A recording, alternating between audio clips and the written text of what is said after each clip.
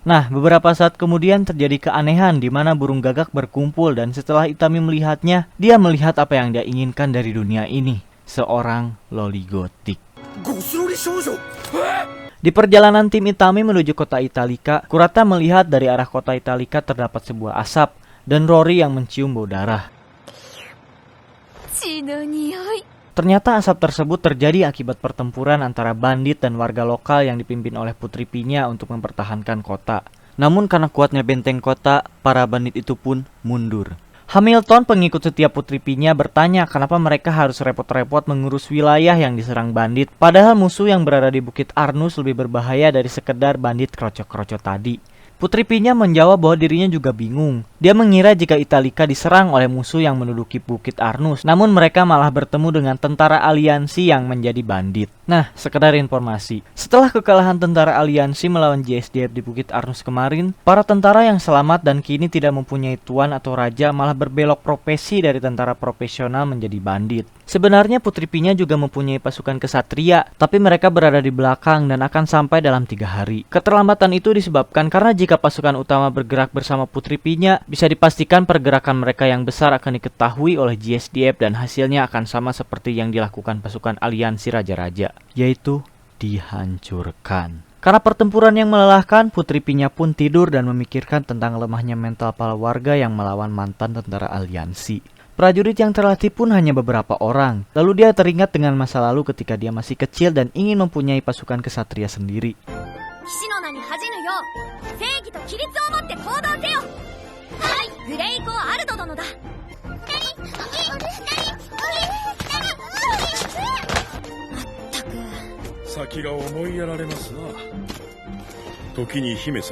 Setelah 7 tahun dilatih oleh kesatria Grey, Kaisar meresmikan terbentuknya pasukan kesatria Mawar. Namun di saat penyerangan ke dunia lain, pasukan Mawar tidak dilibatkan dan hanya menjadi pajangan. Dan hal itu membuat Putri Pinya merasa gagal sebagai pemimpin pasukan Mawar. Di saat Kaisar memerintahkan Pinya untuk memata-matai Bukit Arnus, di sanalah harapannya muncul kembali untuk memimpin pasukan Mawarnya dengan penuh kebanggaan. Dan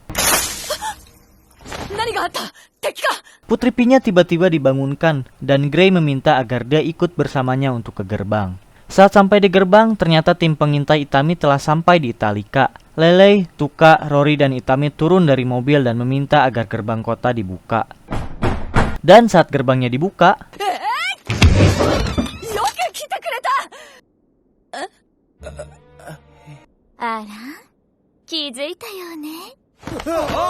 setelah Leta Itami terbangun akibat terjedot pintu, dia dibawa ke tempat keluarga yang memimpin kota Italika, yaitu Putri Miui.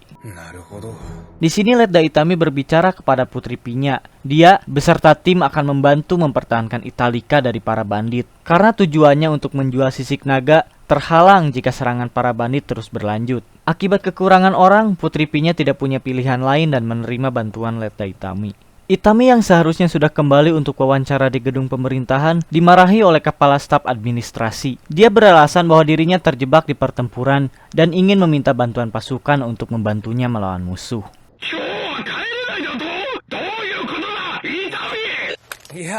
Setelahnya di sore hari, para bandit mengintai dari luar dan Sersan Kuwabara memperkirakan musuh akan melakukan serangan masif. Di sini tim Itami menjaga gerbang selatan yang sudah dibobol 1 kali dan Leta Itami tahu dia dan unitnya hanya dijadikan umpan oleh Putri Pinya untuk menahan serangan masif musuh. Namun karena kesepakatan sudah terjadi, Itami hanya bisa menuruti perintah Putri Pinya.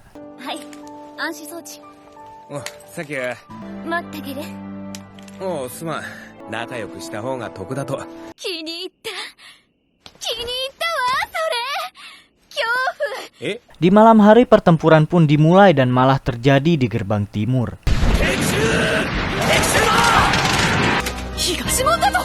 Karena prediksi Putri Pinya yang salah, dia melihat jelas bagaimana pertempuran sesungguhnya, di mana strategi yang gagal, kurangnya kedisiplinan, dan mental pasukan yang lemah mengakibatkan efek yang luar biasa bagi jalannya pertempuran.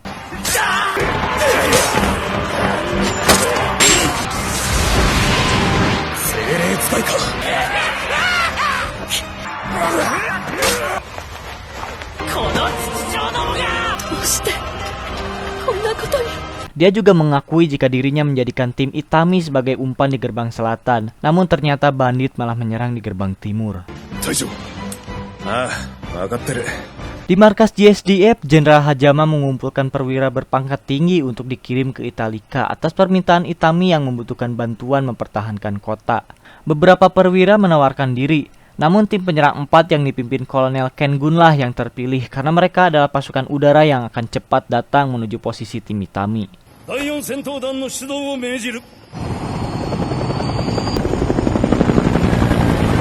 Di benteng Italika, salah satu komandan pasukannya Putri Pinya gugur karena terkepung. Di saat itu juga, si pemimpin bandit memberikan pidato bahwa mereka harus membalaskan dendam rekan-rekannya yang terbunuh di Bukit Arnus. Dan pengepungan kota ini mereka persembahkan untuk dewa peperangan Emloy.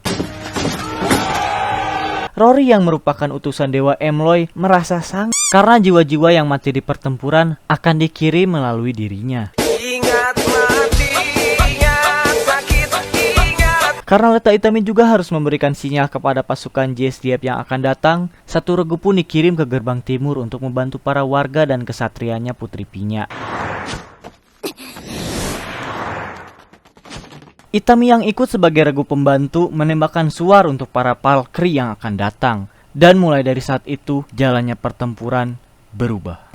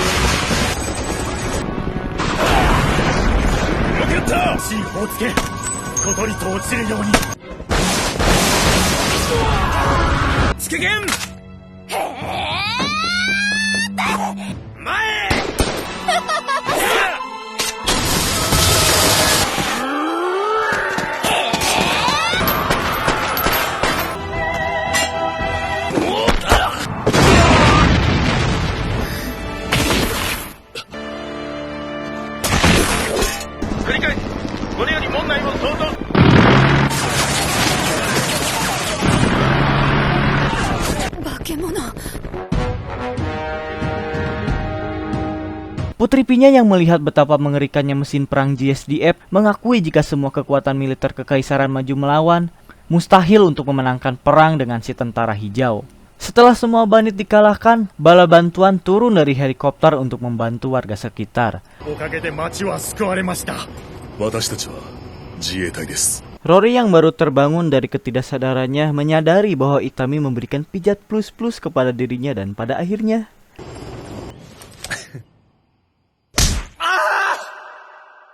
udah mah kejedot, ditonjok loli gotik pula.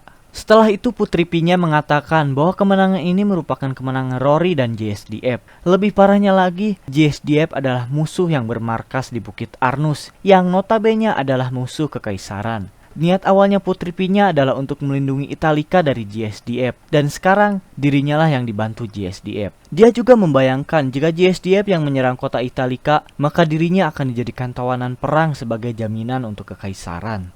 Di ruangan Putri Miyui, delegasi dari kota Italika memberikan ucapan terima kasih kepada JSDF dan memberikan hak eksklusif dagang. Namun untuk hak tawanan itu akan menjadi urusan pemerintahan di Italika. Lele sebagai negosiator dari JSDF menyadari bahwa Italika membutuhkan tenaga kerja untuk membangun kembali kota. Namun dia ingin para tahanan diperlakukan secara manusiawi dan tidak disiksa seperti yang JSDF lakukan. Untuk penarikan pasukan, JSDF tidak akan mengokupasi kota Italika karena tugas mereka adalah membantu bukanlah menyerang. Dan setelah negosiasi selesai, pasukan Valkyrie JSDF ditarik mundur. Untuk tim pengintai Itami, mereka masih tinggal di sana untuk membawa beberapa pengungsi yang dipilih Leta Itami dan rata-rata berkelamin perempuan. Dasar otaku. Lele yang pintar bernegosiasi bertemu dengan pedagang Iudo untuk menjual sisik naga. Setelah menjual sisik naga, mereka pun kembali ke markas. Namun di tengah jalan mereka menemui masalah lagi.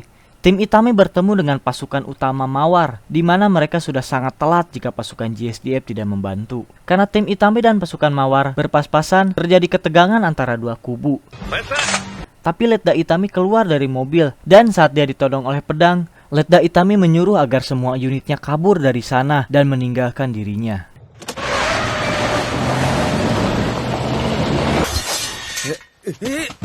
Dan akhirnya cerita pun akan disambung di episode selanjutnya. Kebanyakan nya. Kok malah jadi kucing?